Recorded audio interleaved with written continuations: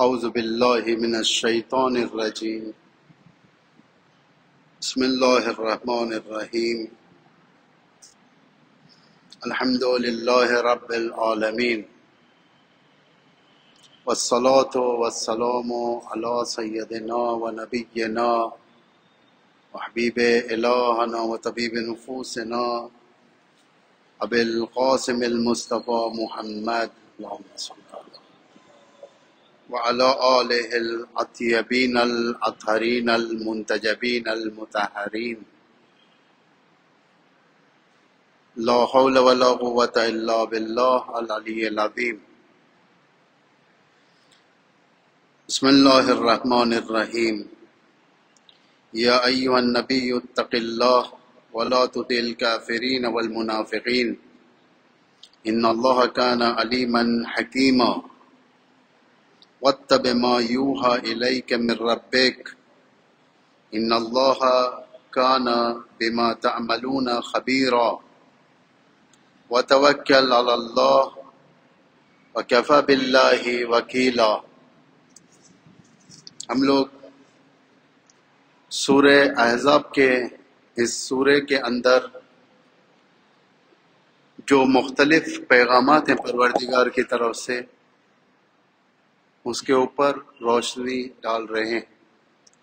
خدا توفیق دے ہم کو سمجھانے کی اور سامعین کے سمجھنے کے لیے، اور یہ کافی ایک مہم ترین سورہ ہے، جس سے یوں کہا جائے کہ اس میں پیغامات ایک انسان کو تبدیل کرنے کے لیے۔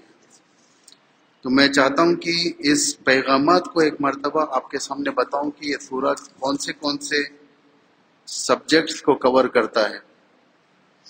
ایک خود جنگ احزاب جو مشہور ہے، جنگ خندق، جس کے نام پر یہ سورہ رکھا گیا ہے۔ جنگ خندق کو یہ سورہ کے اندر اس کی سٹوری اللہ نے کور کیا ہے بڑے اچھے طریقے سے۔ دوسرا جنگ بنی قریظہ اس سورے کے اندر پایا جاتا ہے۔ یہود کی ایک جماعت تھی جو جنگ احزاب کے بعد واقع ہوئی تھی۔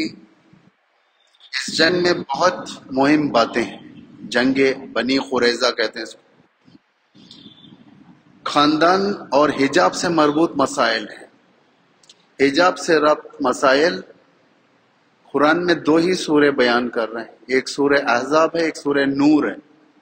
سورہ نور اور سورہ احزاب۔ اور ایک بحث جو اس میں ہے پیغمبر کے زوجاؤں سے ربط، پیغمبر کے زوجاؤں سے ربط، جو ابتداء سورہ میں جو خدا کہتا ہے کہ پیغمبر کی ازواج تمہاری مائیں ہیں۔ اس کے بعد ختمی مرتبت کا مہم ترین مسئلہ ہے پیغمبر کی خاتمیت کا۔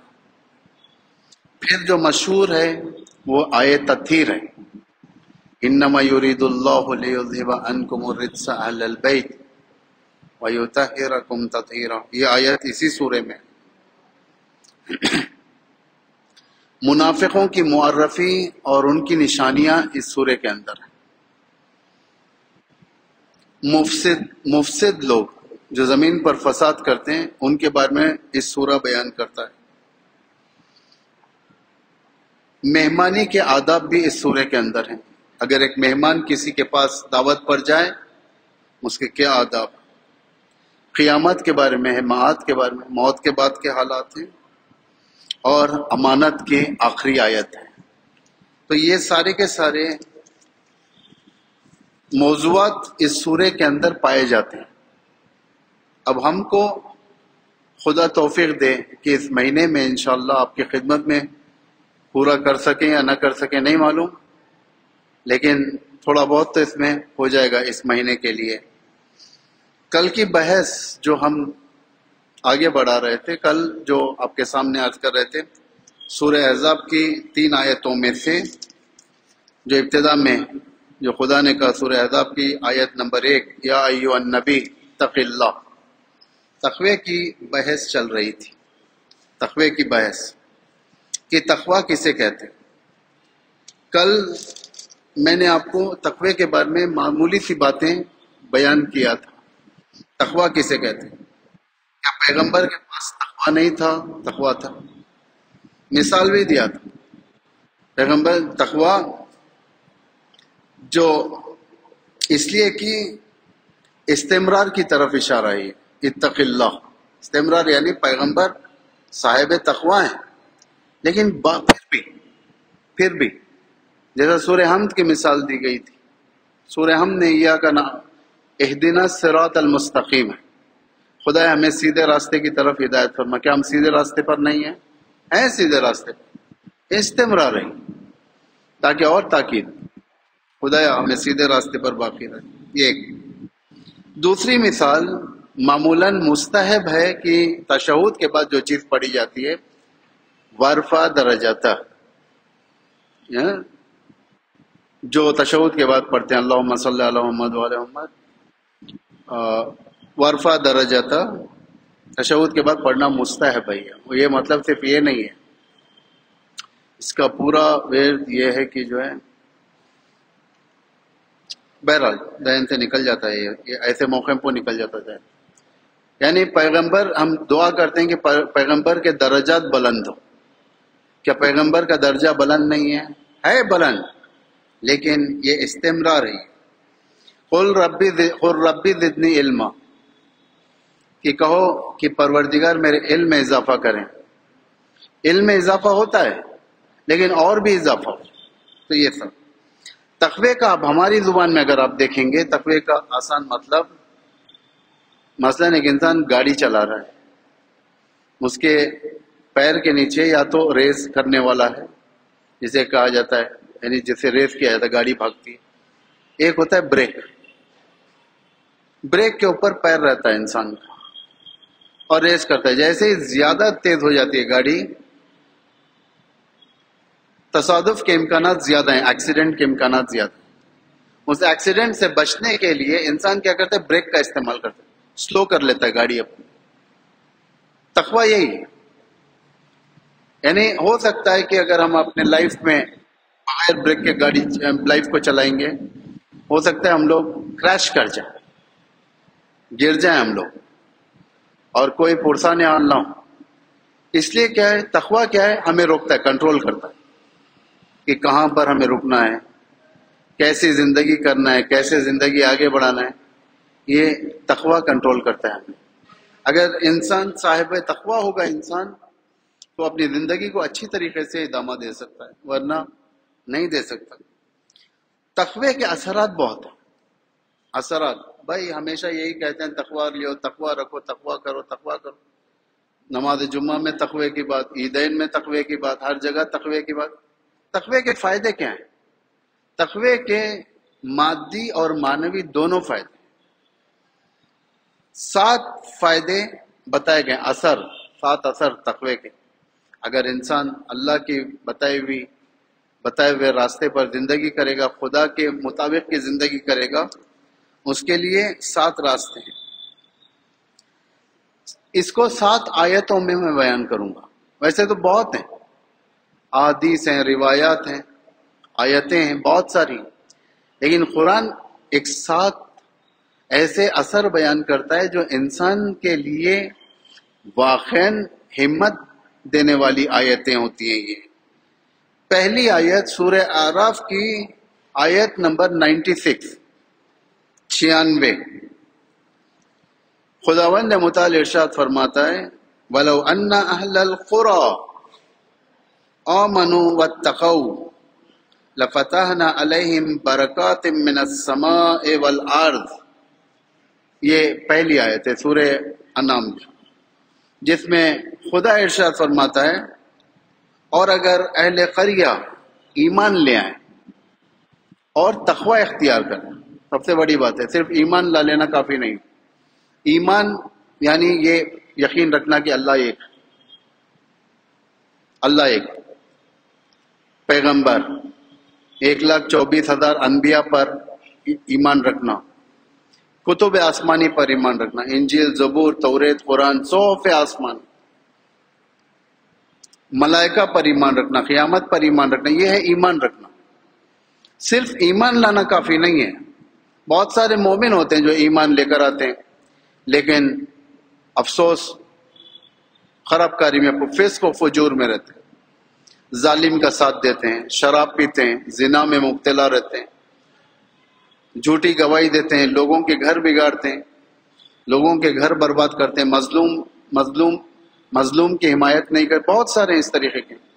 یعنی صرف اور صرف ایمان شرط نہیں ہے، عامل الصالحات بھی ہے۔ اس آیت کے اندر ولو ان اہل القری آمنوا کے بعد واتقوا، آمنوا ایمان لائے اور اس کے تقوی اختیار کیا۔ خدا کیا کہہ رہا ہے؟ لفتحنا علیہم برکات من السماء والارض، ہم اس کے اوپر زمین اور آسمان کے برکات کے دروازے کھول دیں گے، دروازے کھول دیں گے۔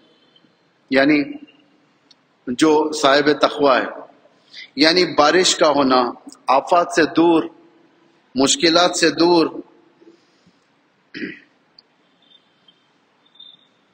زمین کا سیر و خرم ہونا، بیماریوں سے دور، مشکلات سے دور، ایک پاک زندگی، ایک پاک زندگی اسی میں تقوی میں ہی مل سکتی ہے، تقوی میں۔ اب دیکھیں ظہور کے بعد، امام زمانہ کے ظہور کے بعد جو زندگی پروردگار دینا چاہتے ہیں، اس آیت کو، اس چھوٹی سی آیت میں کور ہو رہی۔ کیا ہے؟ لفتحنا علیہم برکات من السماء والارض، یہاں ہم زمین اور آسمان کے دروازے کھول دیں گے۔ کئی کے دروازے؟ برکات کے۔ ظہور کے بعد جو علامتیں، جو ظہور کے بعد جو پیغامات ہیں، جو ہونے والے حالات ہیں، اس میں سے یہی ہیں، آسمان اور زمین کے برکات کھل جائیں گے، دروازے کھل جائیں گے، زمین امن کی جگہ ہو جائیں گی، محفوظ۔ اب زمین ڈسٹربڈ ہو چکی ہے، زمین میں خلل پیدا ہو چکا ہے، جھاڑوں کا کاٹنا، سمندر میں طغیان، زلزلے، بے وقت بارش، بے وقت میوے، بے وقت زمین کا تحلل، یہ ساری کی ساری چیزیں زمین کے نظام میں خلل پیدا کر چکی ہیں، ایک رکاوٹ پیدا کر چکے ہیں۔ خدا کہہ رہا ہے سورہ رحمان میں، اللہ تطغوا فی المیزان، میرے نظام میں خلل پیدا نہیں کرو، میرا ایک سسٹم ہے، اس سسٹم کو آگے بڑھنے دو، اس میں رکاوٹیں پیدا نہیں کرو۔ انسان نے رکاوٹیں پیدا کر دی، درختوں کا کم کیا، درختوں کو ختم کیا، جس کے بنا پر گرمی بڑھی، اوزن لیئر جو پردہ ہوتا ہے وہ پھٹ گیا، جس کے بنا پر آسمان کی کرنیں جو فلٹر ہو کر آیا کرتی تھی وہ مستقیم آنے لگی، جسمانی امراض پیدا ہونے لگے، اس لیے کہ خدا کے نظام میں خلل پیدا کیا، پانی کے نظام میں خلل پیدا کیا، زمین کے نظام میں خلل پیدا کیا۔ اللہ نے زمین اور زمین کے نیچے اور زمین کے اوپر پانی رکھا تھا کہ لوگوں کے استفادے کے لیے، لوگوں کے بھلائی کے لیے، لوگوں کے فائدے کے لیے ہو، ہم نے خلل پیدا کر دیا، اس پانی کو ختم کر دیا یا پانی کو پولیوٹ کر دیا۔ یہ ساری کی ساری چیزیں خدائی نظام میں خلل پیدا کی، تو ظاہر بات ہے ریٹیلیشن ہوگا۔ اگر آپ کسی کو کاٹو گے تو ریٹیلیشن ہوگا، اگر سامنے کسی انسان کو مارو گے ریٹیلیشن ہوگا، اگر جانور پر حملہ کرو گے جانور ریٹیلیٹ کرے گا، ولو کمزور ترین جانور ہی کیوں نہ ہو، وہ صرف آنکھ بتا کر اور زبان نکال کر ڈرا سکتا ہے، جیسا بلی کو آپ ڈرائے، اگر بلی مار بھی نہیں سکتی آپ کو، آنکھ اور زبان نکال کر ڈرائے گی، ریٹیلیٹ ہے، ریٹیلیشن پایا جاتا ہے، مادہ ریٹیلیشن ہر ایک کے اندر ہے۔ اسی طریقے سے قدرت میں بھی ریٹیلیشن ہے۔ آپ یہ مت سمجھیں کہ قدرت معاف کر دے گی، قدرت یہ کہے گی، اللہ کہے گا کہ میرا بندہ ہے، اے درخت اسے معاف کر، نہیں ملے گا، نیچر کی سزا ملے گی۔ یعنی ایک ہے مرسی اللہ کے پاس، معافی، مہربانی، جسے اللہ معاف کرے یا سزا دے اس کے اوپر ہے۔ کبھی کبھار انسان ظلم کرتا ہے، ہاتھ کاٹ لیتا ہے اپنا، زہر پی لیتا ہے، پینے کے بعد اللہ سے ہم طلب کرتے ہیں اللہ معاف کر دے، یا اللہ مہربان ہے، چاہے معاف کرے چاہے سزا دے، لیکن جو نیچر ہے وہ معاف نہیں کرے گا۔ زہر اندر جو گیا وہ معاف نہیں کرے گا آپ کو، آپ کی جان لے کر رہے گا زہر، یعنی آپ کو ختم کر دے گا۔ جو آپ نے کاٹا ہے ہاتھ کو وہ معاف نہیں کرے گا، خون نکل کر رہے گا، یعنی نیچر معاف نہیں کرتا، خدا معاف کر دے گا، خدا معاف۔ لیکن جب انسان اپنے اصلی پوزیشن پر آ جائے، اصلی حیثیت کو حاصل کر لے، تقوی اختیار کرے ہر چیز میں، اس کے لیے اللہ زمین اور آسمان کے دروازے کھول دیتا ہے، وقت پر بارش، اناج کا کثرت سے اگنا، ورنہ عذاب اگر آ گیا تو اناج ختم ہو جاتا ہے عذاب۔ یہ بہت سارے اس طریقے کی باتیں جو آپ لوگ خود سے اس کے اندر تدبر کریں۔ سورہ اعراف کی 96 آیت ہے۔ اس کے بعد والی آیت جو دوسرا اثر ہے قرآن میں، جو خداوند متعال ارشاد فرما رہا ہے، نحل کی 128ویں آیت، نحل، سورہ نحل، آیت 128، ان اللہ مع الذین اتقوا، یقیناً اللہ ان کے ساتھ ہے جس کے پاس تقوی ہے، والذین هم محسنون، اور ان کے ساتھ ہے جو نیکی کرتے ہیں۔ یعنی انسان بتقوی کبھی تنہا نہیں ہے، تنہائی انسان کے اندر بیماریوں کی افزائش کرتی ہے، بیماریوں کو بڑھاتی ہے، انسان کی روحی حالات ختم کر دیتی ہے، روحی حالات۔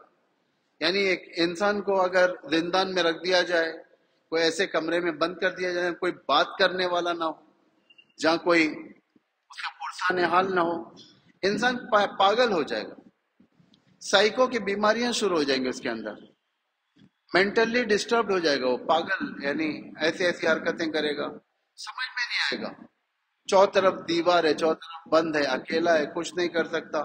لیکن صاحبان تقوی، خدا کہتا ہے ان اللہ مع الذین اتقوا، صاحبان تقوی لا کے لوگ اکیلے ہوں، ان کے ساتھ مونس ایک ہے، اس مونس کا نام خدا ہے، جو ہمیشہ اونس دیتے رہتا ہے، وہ خدا سے بات کرتے، بہترین رفیق، خدا تنہائی میں بہترین رفیق ہے۔ امام علی علیہ السلام بھی نہج البلاغہ میں فرماتے ہیں انک آنس الآنسین لاولیائک، پروردگار تو ایک اونس اٹھانے والوں میں سے بہترین اونس ہے، تو کس کے لیے؟ اپنے اولیاء کے لیے بہترین اونس، یعنی دل لگ جاتا ہے، عاشق و معشوق ایک جگہ اگر جمع ہو جائیں دل لگ جاتا ہے، بات چیت میں ٹائم کٹ جاتا ہے، پتہ نہیں چلتا کتنے گھنٹے گزر گئے، پتہ نہیں چلتا کتنی رات ہو گئی۔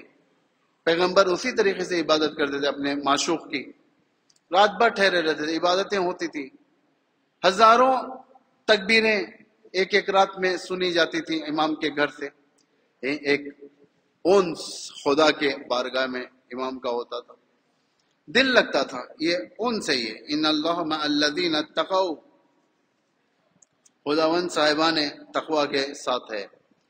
یہ تیسرا اثر تیسرے آیت کے ذریعے سے جو سورہ مریم میں ہے، 71 اور 72ویں آیت سورہ مریم کی، وَإِن مِّنكُمْ إِلَّا وَارِدُهَا كَانَ عَلَى رَبِّكَ حَتْمًا مَقْضِيًّا ثُمَّ نُنَجِّي الَّذِينَ اتَّقَوْا وَنَذَرُ الظَّالِمِينَ فِيهَا جِثِيًّا۔ یہ سورہ مریم کی آیت ہے، ان منکم الا واردها، جب ہم لوگ مر جائیں گے، جنت کی طرف جائیں گے، محشر کی طرف جائیں گے، تو ایک راستہ ہمارا ایک مشخص ہے جنت کو جانے کا، جنت کو جانے کا راستہ جہنم کے وادی کے بیچ سے جاتا ہے، جنت کا راستہ جسے پل صراط کہتے ہیں، وہ جنت کا راستہ واحد راستہ ہے، دوسرا کوئی راستہ نہیں ہے جنت کو جانے کا۔ حتیٰ انبیاء بھی اسی راستے سے گزریں گے، یعنی چوطرف جہنم ہوگا، بیچ میں ایک راستہ ہوگا جسے پل صراط کہا جاتا ہے، پل صراط بال سے زیادہ باریک اور تلوار سے زیادہ تیز، جیسا قرآن ارشاد فرماتا ہے ایسا کوئی نہیں ہے، وَإِن مِّنكُمْ، ایسا کوئی نہیں ہے تم میں سے جسے جہنم کے کنارے سے حاضر نہ ہونا پڑے، یعنی الا واردها، جہاں سے انٹر ہوگا انسان، جہنم کے راستے سے انٹر ہو کے جنت کی طرف جائے گا۔ البتہ رفتار فرق ہوگی، رفتار کسی کی بجلی کی طرح ہوگی، تیز، یعنی یوں کہا جائے کہ کسی کی رفتار 1000 kilometre per second, 10,000 kilometre per second, یہ بہترین طریقہ ہے سمجھانے کا۔ کسی کی رفتار 500 کلومیٹر پر آور ہوگی، کسی کی رفتار 20 کلومیٹر پر آور ہوگی، کسی کی رفتار اور کم، کم ترین رفتار جسے کہا جاتا ہے، بدترین رینگ کر چلنا، اسے کانا علی ربک حتمن مقضیہ، یہ تمہارے رب کا حتمی فیصلہ ہے تم سے، یہ حتمی فیصلہ ہے۔ یہ نہیں کہ میں مومن ہوں مجھے کوئی دوسرا راستہ دیا جائے، اسپیشل روٹ جس میں فرشتے ایسکورٹ کریں ہمیں، جس میں ملائکہ ایسکورٹ کریں، نہیں، ہر ایک کو یہیں سے جانا، انبیاء بھی یہیں سے جانا، لیکن جانے کے طریقے وہاں سے تیز یا دھیرے سے یہ ہم پر ہے، ہمارے تقوی کے اوپر ڈیپینڈ ہے۔ اگر ہمارا تقوی ویک ہوگا تو ظاہر بات ہے ہم ویک ہوں گے، اگر ہمارا تقوی مضبوط ہوگا تو مضبوطی کے ساتھ۔ ثم ننجی الذین اتقوا، اس کے بعد خدا کہتا ہے کہ اس کے بعد ہم متقی افراد کو نجات دیں گے۔ کون کہہ رہا ہے؟ یہ خدا کہہ رہا ہے۔ اس راستے سے جو نکلیں گے، جو صاحبان تقوی ہوں گے، انہیں نجات دیں گے۔ صاحبان تقوی یعنی انہیں نجات دی جا رہی ہے، انہیں راحت دی جا رہی ہے اس جگہ سے، تاکہ آرام سے اس مرحلے کو طے کر سکیں، اس مرحلے کو آگے بڑھا سکیں۔ بات مت کریں، بات مت کریں، بات مت کریں، سیدھے بیٹھے، پلٹ کے بیٹھے، بات مت کریں۔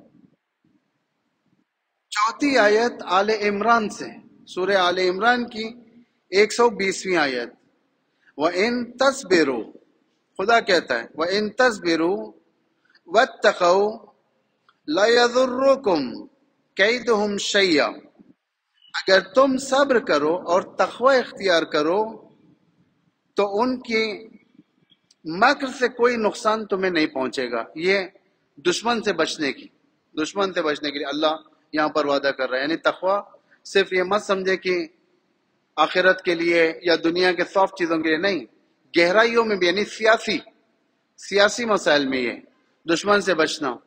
انسان ایک متقی ہے، ایک تقوی ہے اس کے پاس، خدا خود بخود اس کے اندر ایک بصیرت کا ہتھیار اس کے عطا کرتا ہے اسے، جس کے ذریعے سے وہ اپنے حالات کو پہچانتا ہے، دشمنوں کو پہچانتا ہے، دشمن سے بچاتا ہے۔ خدا اس کے ذریعے دشمن کے سازشوں سے بچاتا ہے۔ آج کتنی بڑی سازشیں چل رہی ہیں اسلام کے خلاف، کتنی بڑی سازشیں اسلام کے خلاف دنیا نے رچائی ہے، امریکہ، اسرائیل، یہ جتنی بڑی بڑی قدرتیں انہوں نے رچائی ہیں آج دیکھیں دنیا کے اندر، لیکن کس طریقے سے اسلام حفاظت میں ہے، مضبوط ہوتا جا رہا ہے۔ دشمن ضعیف سے ضعیف ہوتا جا رہا ہے، اسلام مضبوط سے مضبوط تر ہوتا جا رہا ہے۔ پانچواں اثر جو ہم سب کے لیے، یہ پانچواں اثر سورہ طلاق کی دوسری آیت ہے یہ، جس میں خدا فرماتا ہے وَمَن يَتَّقِ اللَّهَ يَجْعَل لَّهُ مَخْرَجًا، جو بھی سورہ طلاق کی دوسری آیت، وَمَن يَتَّقِ اللَّهَ، جو بھی تقوی الہی اختیار کرے گا، يَجْعَل لَّهُ مَخْرَجًا، خداوند متعال اس کے سامنے سے راستوں کو کھول دیتا ہے۔ مخرج یعنی فری وے، جو انسان آسانی سے حرکت کر سکتا ہے، سارے راستے کھل جاتے ہیں، جس کے بعد تقوی ہے۔ مشکلات میں ہوتا ہے، مشکل حل ہوتی نظر آتی ہے اسے، ایک شخص مشکل حل کرنے کے لیے آتا ہے، وَيَرْزُقْهُ مِنْ حَيْثُ لَا يَحْتَسِبُ، اور اسے ایسی جگہ سے روزی دیتا ہے اللہ جہاں سے گمان نہیں کر سکتا۔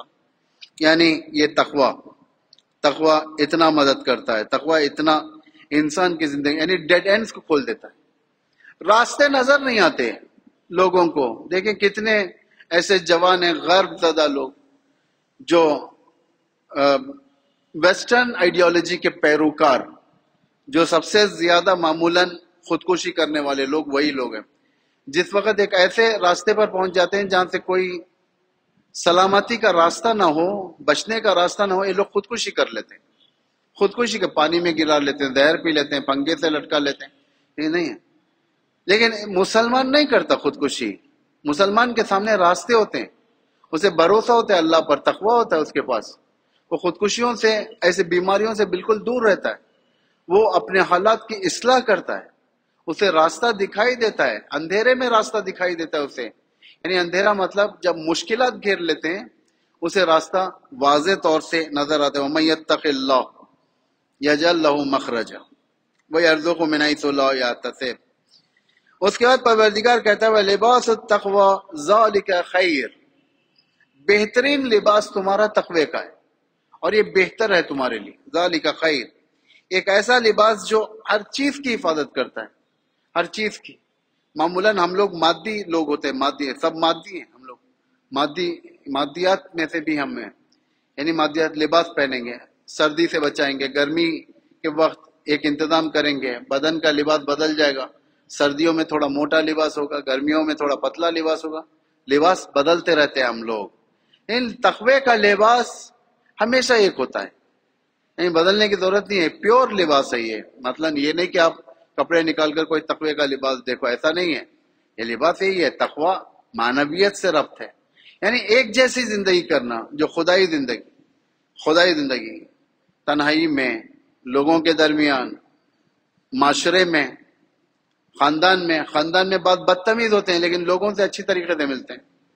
خاندان میں بعض ظالم ہوتے ہیں، شیمر ہوتے ہیں، بچوں کے اوپر ہاتھ اٹھاتے ہیں، بڑوں کی بدتمیزی کرتے ہیں، بڑوں کے بوڑھوں کے ساتھ بدتمیزی یا ان کی بے احترامی کرتے ہیں.